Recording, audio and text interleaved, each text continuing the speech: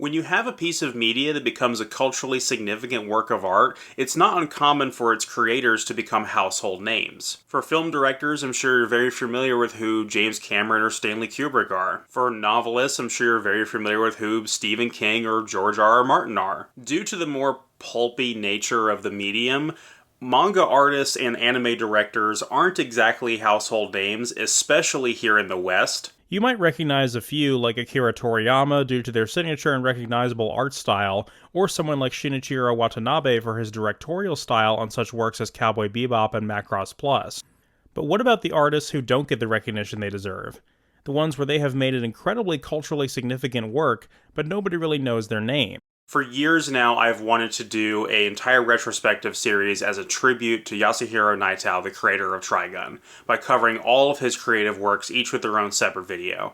The problem with that is by having to start with Trigun, it means having to make another anime video essay, and right now, under the current system that YouTube uses for Content ID, it's incredibly hostile to anybody that uses footage of film and television or anime for their videos, and so I decided I'm not going to run the risk of having a video I've spent hundreds of hours on, recording, writing, editing, all of that, just to have it automatically taken down by a bot with no one at the wheel actually making that decision, as other anime YouTube creators have had this happen to them recently. So as much as it pains me to do this, I decided to skip Trigun and focus on Yasuhiro Nightow's work in video games, because that seems to be a domain that is relatively safe for YouTube video essays, where your content is not going to get arbitrarily taken down. Which is a shame, considering that Trigun is up there with Fate Zero as my favorite anime of all time, but it's also one that is very culturally well known. Everybody really knows about Trigun, and many more competent YouTube people have already covered it in detail. It's a staple anime classic that a lot of people should know about. Now, I'm not saying that I think that Yasuhiro Nightow is a little known or unknown author. Far from it, in fact. I'm just saying that it seems to me that the majority of people are not familiar with his entire catalog of work, usually only familiar with Trigun and putting it up on a pedestal as this staple from the golden age of localized anime here in the West, and rightfully so. Seemingly very few people who enjoy Trigun have even heard of the Gungrave series, and when people were watching Blood Blockade as the seasonal anime of the week kind of thing, so much time had passed since the previous Nightow anime adaptation that they'd probably never heard of Gungrave or even Trigun by that point. But before we get into the main focus of today's video, I want to establish who Yasuhiro Nightow actually is. And by the way, it is spelled and pronounced Naito, but I'm sure he has stylized it into Nightow on purpose for whatever reason. Nightow started out drawing manga as a hobby while studying at Hosei University in social sciences. After graduating, he quit his job to draw full-time, and his first published manga was a one-shot adaptation of the video game Samurai Spirits. In 1995, he had the idea for Trigun ready to pitch for publication in a monthly shonen called Shonen Captain, and successfully started publishing Trigun a few months later in serialized format. One of the biggest influences for Nightow was Leiji Matsumoto and his work on Galaxy Express and Harlock, which will be very funny for reasons later on. This was almost the end of the legacy of Trigun, however, because shortly afterward, Shonen Captain was cancelled. Nightow was given the opportunity to complete Trigun under a new publication. This manga run would be called Trigun Maximum and would run for 14 volumes. Around the same time in 1998, the anime adaptation was approved and being developed by Madhouse. The Trigun anime ran for 26 episodes, and the manga would continue long after the anime was finished, taking the story down a much different path.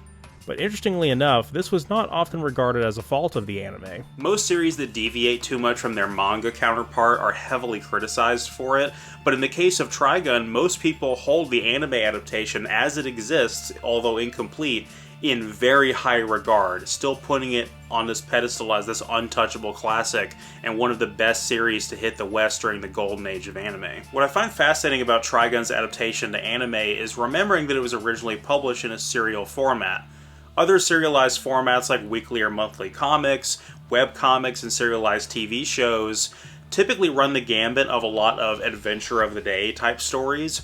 That doesn't mean that they're inherently bad at telling stories, but it can be suboptimal to having an overarching plot depending on your opinion. It's not unfair to say that sometimes these stories can lack a feeling of direction or creative cohesion, but they're one of the only forms of storytelling that is part public performance, where you have this organic relationship with your audience whose feedback and input helps you shape the future of what the story will be. But if you were to ask someone to describe the story of Trigun the anime, they would probably describe one of the most tight, coherent, and concise stories about one of the most well-written protagonists in all of anime. So maybe it was for the best that it was done when it was, with only a 26 episode long story, instead of waiting for the manga to finish. At E3 in 2001, it was announced that Yasuhiro Nightow and Red Entertainment will be partnering to make a video game adaptation of the Trigun manga for the brand new PS2.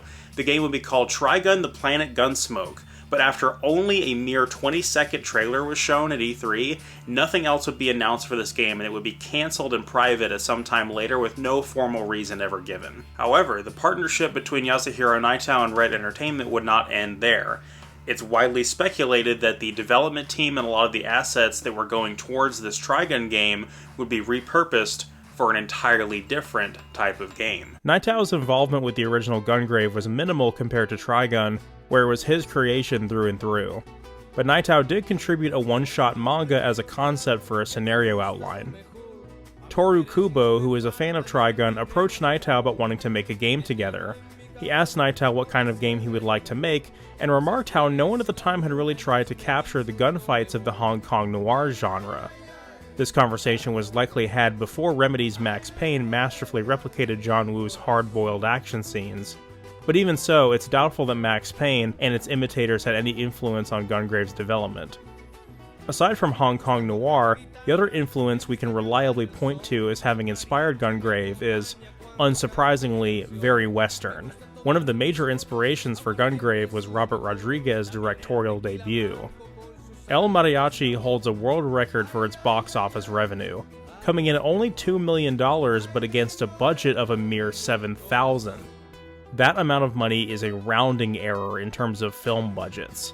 It's an incredibly competent film made for pennies on the dollar. Its sequel, Desperado, is without a doubt the film that solidified Rodriguez's directorial style, and it's dripping with ideas that would be later seen in Gungrave. The fact that their guitar cases have a machine gun on one end and a rocket launcher on the other, or how Antonio Banderas draws his pistols from his sleeve. Kubo straight up name drops Banderas in an interview, with Nightow mentioning he wanted 2 other additional protagonists based off of Uma Thurman and Bruce Willis respectively. As the concept started to come together, other creators and developers started rushing to contribute to the project. Kyosuke Fujishima of the Sakura Wars series offered his contributions to designs as well, and before they knew it, the 3 of them were all drawing guns together at his house. Apparently Fujishima was a bit of a gun nut and initially pushed back on Nightow's over-the-top designs, but ultimately Nightow and Kubo had their way. Fujishima did get to design the motorcycle that Grave drives, even if it only appears for a few seconds in-game. They reached out to Studio Ikusabune, who worked on Grandia, to handle the CG cutscenes for the game, an aspect that has aged surprisingly well. People who are familiar with the anime adaptation of this game may be surprised to know that only about a third of that anime story is featured in this game. It's clear that Nightow had a clear idea and a roadmap for what happens in the story, but he and Kubo outright said that the story was frankly just not that important to the kind of game they were trying to make, hence why the game doesn't indulge in it too much. I jokingly referenced the Crazy Taxi era in my various Let's Plays of the game throughout the years, but the hilarious part is that's the exact game that Nightow and Kubo reference when describing their desire to make a game that's easily accessible and can be picked up and played for some quick and enjoyable action. The final result is a game that almost has nothing in common with Max Payne or other third-person shooters. It's much more akin to an arcade-style beat-em-up or even a light gun rail shooter on legs. Your normal walking speed is pretty slow, but you can hold circle to run. X is to jump if you're standing still, and a dodge roll if you're moving. Square is to shoot, and hopefully your controller is in good shape because that button is in for a workout with this game. Your shots generally automatically hit targets, but you can manually lock on with L1. If you shoot a lot while standing still, you'll enter burst mode, which significantly increases your rate of fire, but you can't move while doing so, creating this weird trade-off of movement versus firepower. I found a way to supplement this shortcoming of the controls by holding the controller in this weird claw grip formation, so I can hold down the run button, shoot, and still be able to manually lock on. It's not comfortable, but it overall boosted my performance once I figured that out. You can melee by swinging your coffin around with the R1 button, and finally, as you build up your combo gauge, you gain the ability to use demolition shots with the triangle button. These can be a series of rockets or rapid-fire machine gun bursts from your coffin, which can easily destroy large groups of enemies or bosses. Our story begins with gentle snowfall enveloping a futuristic city not too dissimilar from reality. An impossibly tall and massive structure looms in the distance. Mika Asagi is dragging a large attaché case through the snow. She eventually collapses at her destination and wakes up to see that Dr. Tokioka has given the contents of the case to a large, stoic, hulking man, Brandon Heat, or Beyond the Grave as he's known now. The contents being two massive firearms, the left head and right head of the Cerberus. Honoring her mother's dying wish to bring these guns to Grave, she can now rest easy knowing he set out on his mission to stop Harry McDowell and get revenge on the Millennium Syndicate. Grave finds his way into a club full of Millennium members, hoping to find who can give him information on where the Syndicate leaders will be meeting. Naturally, Grave can't just walk into a club dressed like this and not expect any trouble, so the gangsters pick a fight with him, which will be the last mistake they'll ever make. The shootout in the club is a good demonstration of combat as well as burst mode. We have a couple of close quarters encounters in the back halls where our melee attack comes in handy. Swinging the massive coffin full of weapons one-shots most regular enemies. Apparently we didn't follow our target the correct way, as he went to the street and we somehow ended up going to the roof. Upon realizing this, Grave just jumped straight off the building, crushing a car beneath him. We're able to skip all the enemies in this encounter and go straight for the area where our target will try to take cover from us, and use our demolition shot to blow him up, completing stage 1 in barely over 2 minutes. Between missions, we can get some dialogue from Mika and Dr. Tokioka back at the hideout, with Mika expressing some guilt for dragging Grave back into all this, since she found out he used to be well acquainted with her mother Maria. In stage 2, we get a nice taste of how many destructible objects are packed into each environment, such as these junker cars packed into this arena. But the game can suffer from some serious slowdown when things are all blowing up at once. In this run, I accidentally whiffed my demolition shot trying to go through this door. I was trying to change it from Death Blow, the rocket launcher, to Bullet Dance, the 360-degree machine gun burst, but having fired the shot already, that point wasn't available for me to use on this large group of enemies like I wanted. After fighting through a lot of large enemies with heavy machine guns in this warehouse, we finally get to use Bullet Dance at the top of the stairs. We encounter a bunch of guys who attack us wearing lab coats. I can only assume that these are the scientists working on the Augment project for the Syndicate, so it's in our best interest to lay waste to them. Harry McDowell discovered a bizarre substance called Seed, and has been using it to create an army of horrible mutants called Orgmen, which will be our biggest threat over the course of this game. In the anime, there was never any mention of Seed at all. Instead, the Orgmen were created using pure technology, a lot of the same reanimating the dead technology that was able to create Grave as well. We have to blow up a switch in order to lower the elevator, and once we do, we can ride it up to reach our target, finishing stage 2 in a little over 6 minutes. In stage 3, Grave meets up with an inside informant in an alley. He tells us the Millennium Syndicate executives will be having a huge party on a massive double-wide airship. It's supposed to be crossing through the city at a particular time and place. It will be ideal for us to jump on board and crash the party. Unfortunately for our informant, we get ambushed by more mobsters in the alleyway, and it's time to kick more ass. We work our way back up to the street, and have to be very careful here because there's this trolley going back and forth on the street that could potentially just run you over. Lots of time in this game you'll be prevented from progressing until you kill every enemy or until the crazy taxi arrow appears. Other times you can just run straight past enemies if the exit is open from the start. So that's what we do here to avoid a lot of these enemies on the streets, and just keep moving to the upper levels where more large enemies with machine guns and machetes spawn. We blow through a small market district, and when we come out the other side of the street, we finally encounter some of Millennium's Orgmen as they try to intercept us. Their machine gun fire from their briefcases can deal a lot of damage if we're not careful. We deal with them and attempt to cross the bridge, and they send a massive bulldozer after us that's as big as the bridge itself. We have to use the about face maneuver with the lower shoulder button and run like hell. There's no way to gain any speed or go any faster to escape this thing. You just have to turn around quickly and run as fast as you can, but you should be fine. We jump off the bridge just as the blimp passes underneath with the Syndicate members on board. We crash through into the dining hall just in time to ruin their party. We mop the floor with their Orgmen bodyguards, and the Millennium Big Five reveal themselves. Bob Poundmax, Balladbird Lee, Bunchi Kugashira, and Bear Walken, who stand flanking their boss, Harry McDowell. All of these men used to be our friends and comrades, until Harry betrayed us. Bob volunteers to fight us, and the rest of the Inner Circle escape. Immediately right off the bat with the first phase of the boss fight, I switch my demolition shot to Hellhound Roar, the upgraded rocket launcher that fires 3 rockets instead of 1. Using a demolition shot can give you some invulnerability frames to absorb the grenades that Bob throws at you.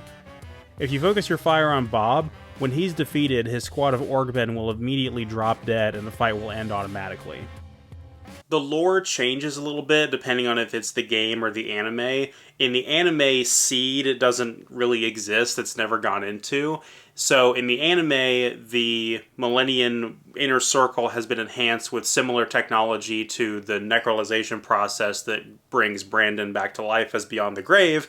But here in the game, the Big Four are injected with Seed and turned into these super enhanced versions of themselves called Superiors. So Bob Poundmax, the former communications and intelligence specialist for the Millennium Organization, undergoes a grotesque transformation, and Phase 2 of the fight begins. This time, he's no pushover. Bob in his superior form can use a variety of different attacks on you. He can rush you, he can power slam the ground and send out a shockwave, he could even pull out chunks of his own fat and throw them at you, causing them to explode. In this particular run through the game, I got extremely lucky, and fired off a demolition shot to stun him, and then entered burst mode before he could even recover, and at that point I was dealing so much DPS to him that he just went into one stun animation to the next and died before he even got another attack in. Probably the quickest and most successful fight I've ever had against him. The fight with Bob in the anime is awesome as well. Grave actually considers sparing him in the end because Bob essentially surrenders and tries to appeal to their former friendship. With his back turned, Bob tries to cheap shot him one more time, giving Grave no choice but to finish him off for good. Grave returns to Tokioka's mobile base to recharge. With the Syndicate having lost one of its most valuable members, they're bound and determined to wipe out this adversary before it can threaten their existence. The Orgmen managed to find Tokioka's lab and gun him down. They were unable to locate Grave in the secret chamber, so they kidnapped Mika hoping to lure him out. Stage 4 has us traveling through an abandoned underground shopping district, gunning down any Syndicate members and gangsters in our way to chase Mika's kidnappers. There are these weird guys in bunny mascot costumes down here who have weapons hidden away in the heads of the suits. We blow them away with Hellhound Roar. An interesting thing worth noting about the demolition shots in this game is that the upgraded ones like Hellhound Roar still only cost 1 point to use, so it's strictly better than Deathblow in every way because you get 3 rockets literally for the price of 1. You can also unlock the ability to consume a demolition shot to replenish your health, something I desperately wish they had kept in later games in the series. We can tell we're on the right path since more Orgmen start showing up more frequently. Instead of making a normal death cry and disappearing when defeated, Orgmen shatter when killed, something they maintain in the anime. Eventually we make it to the subway and board the train with Mika's kidnappers on it. We start blowing our way through each train car, expecting enemies to only come from directly in front of us, from the train cars up ahead. But one of the game's wackiest moments, some Orgmen pull up beside the train car while riding live missiles like it's some kind of missile rodeo. This is hilarious and also kind of annoying because of how you're being shot from the sides. You can't really target the missiles either, so you need to enter burst mode while facing a certain angle so your shots can hit them through the windows, after which a helicopter will pull up beside you and bombard you with homing rockets. You can move side to side to dodge them and destroy the launchers on each side, but the helicopter will occasionally fly over and change sides of the train it's attacking you from. If you can get a good angle out of the window, you might be able to use burst mode to finish it off. When we reach the front of the train, we see that Mika's kidnapper is none other than Ballad Bird Lee, another former associate of ours and Bob's closest friend. He tosses Mika out of the window, to which she miraculously survives, probably thanks to Bungie, who is watching from a distance. Not to mention Grave and Lee survive a train crash intact, only for this boss fight to begin. Lee doesn't have a first form like Bob, it's straight into his superior form, which is actually less ridiculous and over the top than it is in the anime, unlike the other Millennium bosses, which are the other way around and more toned down in the anime than they were in the game. He relies on close-up physical attacks and can be incredibly difficult to dodge, but by using that claw grip method that I mentioned earlier on the controller, where you hold circle while still moving and staying locked onto him, you should have enough mobility and damage to take him out before he even gets a chance to hurt you. Now you can use a demolition shot while a boss is on low health to trigger a unique sequence called a graveyard finisher, but we'll get to see all of those in montage later in the game, so I'll save them for then. Interestingly enough, Bungie just lets Mika go even though he had every opportunity to kidnap or kill her, probably because he wants to settle things with Grave in an honorable duel. With Mika safely back at the hideout, Grave knows he has little time to finish this job, especially now that Dr. Tokioka has died. It's time to get really aggressive and make our push for the final Millennium bosses. He straps into the iconic motorcycle and after a brief chase with authorities has to break off the road and into the underground waterways. Because sewer level memes are an evergreen joke apparently. While in the sewers, we're not fighting members of the organization, but some kind of paramilitary force. Probably because the Syndicate controls the entire city and the authorities work for Harry anyway. There are some unique and different enemies with these floating gun turrets and other weird contraptions. Just don't be an idiot like me and use your shoot dodge while on the broken section on the 3rd floor walkway and fall all the way back down to the bottom. The game puts an enemy with a rocket launcher there on purpose so you're afraid to fall off as it is. There's a different sound effect for your gunshots used in this section that's probably supposed to represent the acoustic echo of this underground area. Eventually you reach the top and hit a load trigger, and the next area you're in has a very large encounter with a ton of enemies coming to ambush you, so I see no better time than to use our last new demolition shot, Raging Inferno, the upgrade to Bullet Dance. It can easily destroy every enemy around you within a 360-degree spread. We finally board an elevator to take us up to the large skyscraper where Bear Walken's penthouse awaits at the top. We get a nice view of the massive city backdrop, but before we can take in all the sights, an adjacent elevator pulls up beside us with a bunch of enemies on it. Why does this setup look so familiar? Are we about to fight Bear Walken or Rufus Shinra? This is a very dense encounter with tons of regular enemies plus the flying drones, and if too many of them appear, they can eat your frame rate for breakfast. So save a demolition shot for Raging Inferno in case you need to clear them out in a pinch. We reach the top and Bear Walken awaits in his personal fighting dojo. He starts out in his first form by spawning multiple arms, all of which carry a different weapon. On my numerous previous times playing the game, I've never seen this happen, but on this run he manages to pull off this unique air juggle attack where he hits you with all of his weapons and there's nothing you can do about it. He hit me with this twice in a row, resulting in my second death of the run. Once he starts taking damage, his extra arms will be destroyed one by one and those powerful weapons he was holding will no longer be usable, meaning this powerful attack is now cut off from him. The first phase of the fight gets easier and easier the more damage you deal to him. When he transforms into his superior form, he sprouts this single massive arm. His attacks now consist of throwing stuff at you and charging you with this massive fist. As simple as that sounds, the charge attack can be very difficult to dodge, and as he gets lower on health, he'll become more aggressive with it, to where he'll get stuck in this pattern where he'll run you over, back up slightly, and do it again, resulting you in getting potentially stun locked and just taking tons of damage from it. Using the claw grip method and keeping the circle button held down should make you fast enough to be able to sidestep his charge attack and not get stun locked, making this fight a lot easier. We finally take this opportunity to use a graveyard finisher and blow him away. Bear is easily one of the best characters in the anime. He saves Harry and Brandon's life multiple times and is responsible for getting them involved in the organization to begin with. He's responsible for leading a group called the Overkills, a hit squad that's responsible for dealing with any violent threats against the organization. In the end, he ends up dismantling his team, saying, "Everybody go home and enjoy the rest of your lives. I'm going to settle this with Grave personally."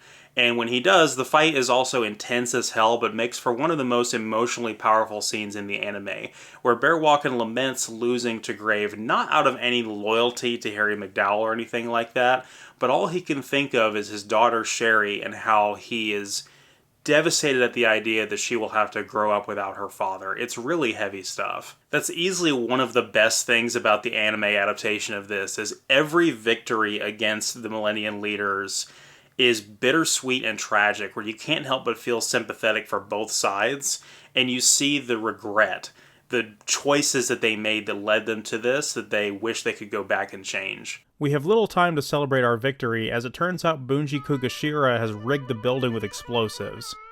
He sends us tumbling down into the wreckage below. Back down on the street is a church we can save at, and then it's time for our one-on-one duel against Bunji.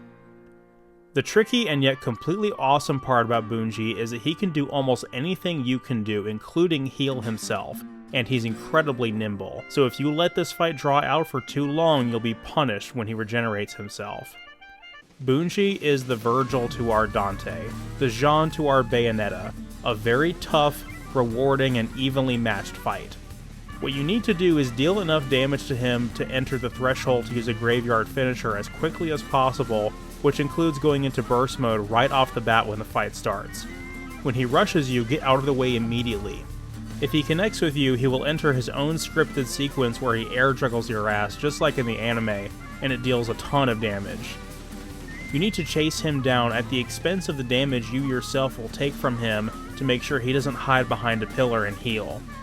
At least once he's within the damage threshold of the graveyard finisher, the shot doesn't actually have to connect with anything, it just automatically triggers the sequence and victory is yours. Bunji, much like Brandon, was very skilled with a gun, the two of them working together for most of their time at the organization, but Bunji always just kind of living just in his shadow, until Brandon was killed by Harry, of course, and then Bunji became the organization's main assassin. This fight was personal. Bunji had a score to settle. He even opted to not inject himself with seed at all and just try to beat us on pure skill alone. Luckily for us, it wasn't enough. But have we seen the last of Bunji? And after long last, we have finally made it to the tower. The impossibly massive structure, larger and taller than any other building in the city. There's something bizarre, alien about it. As we take the long elevator ride up, Grave is able to reflect back on what Harry did to him and what his true goal is. He promised Big Daddy and Maria that he would make a better world for Mika to grow up in. When Harry told Brandon he had the power to overthrow Big Daddy and take control of the organization, he tells him that without Big Daddy around, there would be no one to come between Brandon and Maria's love for each other. This proposal enrages Brandon, and even with his conflicting emotions, he remains loyal to Big Daddy. Harry, who is disappointed that his best friend didn't share his power-hungry fantasy, kills him. 13 years later, we're back for our revenge. Harry was our best friend, and he took everything from us. Big Daddy, Maria, Bob, Lee, Bear, and Bunji. They're all gone, and it was all because he betrayed us. This scene is beautifully recreated shot for shot in the anime, and with an entire season's worth of character development and backstory leading up to it, it hits like nothing else. A slow burn, character-driven story leading up to the action-packed emotional roller coaster of the final third that follows the plot of the game. We begin climbing the strange tower. We're so high up, the clouds are distant beneath us. We're fighting exclusively Orgamen and other sea creatures throughout this stage, and there's not much in the way of destructible objects anymore, except for these pods that spawn more monsters. All we really have to do is destroy each one, and the crazy taxi arrow appears to let us know when the next platform has been activated. The two most dangerous normal enemies in the game appear to fight us here. Orcmen that can shoot rockets from their hands, which can easily send you flying backwards and even off the ledge, and giant 4-armed Orcmen with a shotgun in each hand. They can block your incoming fire and also deal a ton of damage to you. Take it very slow as you progress through this part of the stage, and use your demolition shots when you have to, but I would definitely recommend saving at least one if you can. Harry awaits us at the top. He and Brandon reflect on the situation they're in. Harry is looking down at the world beneath him. He has the power to do whatever he wants from up here. When they first met, they were kids who had nothing. Now they're both old men. Harry has all the power he could ever want, and Brandon is dead.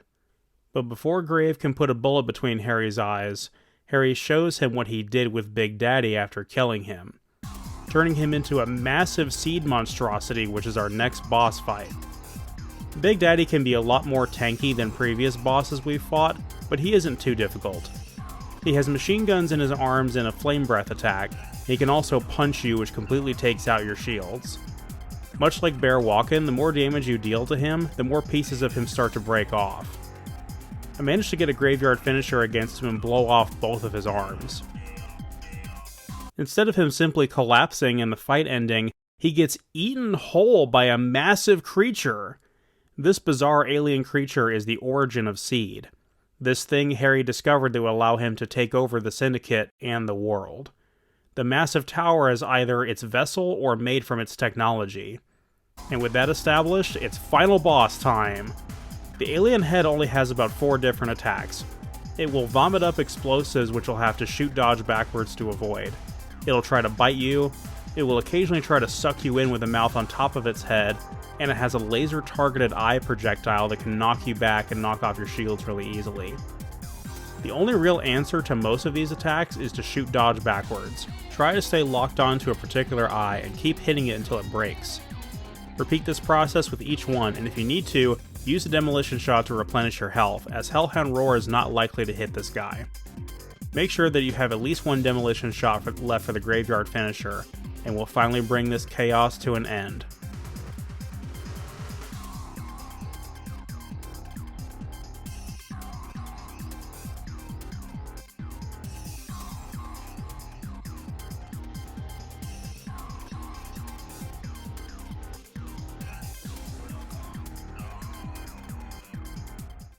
Harry concedes and gives us no resistance. With one final push of the square button, we finish him off once and for all. This monstrosity begins to collapse, and the sun begins to shine through the desolate city. Grave returns to Mika, and the two of them ride off to begin their new life away from this place.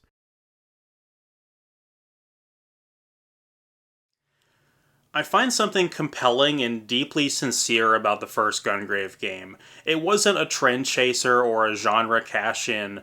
It was made just by a couple of artists who wanted to make a cool and fun game, and I think in that regard, they succeeded. It's a perfect example of why budget titles are necessary and why a game doesn't have to be long or expensive to be good. It's the kind of creativity and risk-taking you almost only ever see in indie games these days, because development costs and production cycles have just gotten so bloated and long recently. This game comes from an era that's very cozy and comfortable to me. It's from an era where generally you knew what you were getting relative to the price. It's an era where experimentation and risk-taking were more commonplace. I've started to notice this weird discourse around games in recent years where you'll have some games that are extremely popular and they become more popular through word of mouth, and that's how people decide they want to play them. It's like popularity equals good and vice versa. And then you have other people who intentionally go as far against the grain as possible to play the least mainstream, most obscure games possible to intentionally adapt this contrarian perspective. And Gungrave doesn't really fit into either of those categories. It's a perfect example of a game that doesn't have to be popular to be good, but there's nobody screaming from the mountaintops that it's this untouched masterpiece that everybody should play. There's also no one saying that it's a confusing clusterfuck that's secretly brilliant, but then pretentiously complaining that you shouldn't play it, it's not for you. I see a lot of people that don't understand the way the middle market works unfairly compare this game to other games that released in 2002. The funniest one to me is Kingdom Hearts, of all things, I've seen people compare it to, which is just such an irrelevant comparison. Well, maybe I take it back. Maybe it does have something in common with Kingdom Hearts. Both series have a sequel that is one of the best games on the PS2, and a third game which took entirely too long to come out and left a lot of people feeling disappointed. But we'll get to that soon enough. In all seriousness, the game's sequel, Gungrave Overdose, is one of the best action games on the PS2, which is saying something considering its competition. I also cannot recommend the anime enough. It's an emotional roller coaster that is a slow burn and hasn't aged very well, but the final episode had me in tears like no other anime before or since. I discovered this at a really emotionally vulnerable time for me, and I'm really glad that I did, as it stuck with me for a lot of years afterwards. Later that same year, after watching the anime, I stumbled upon the game for $6 at a secondhand store, and boy was that the best $6 I've ever spent. Not to mention, ever since the pandemic and all the secondhand scalping and all that, it isn't exactly a common PS2 game, so its prices have gone up. I wouldn't pay more than $35 for a copy right now, but if you invested that money in it and you care about this series, I would still happily pay that much money for it as well. I seriously have so much to say about the anime that I would love to make it its own video, but if I were to do a video essay on the Gungrave anime, it would probably have to be like a Patreon exclusive or something like that, due to the copyright issues I mentioned earlier in the video, so look forward to that whenever, but in the meantime, what adventures await for Mika and Grave? Find out next time.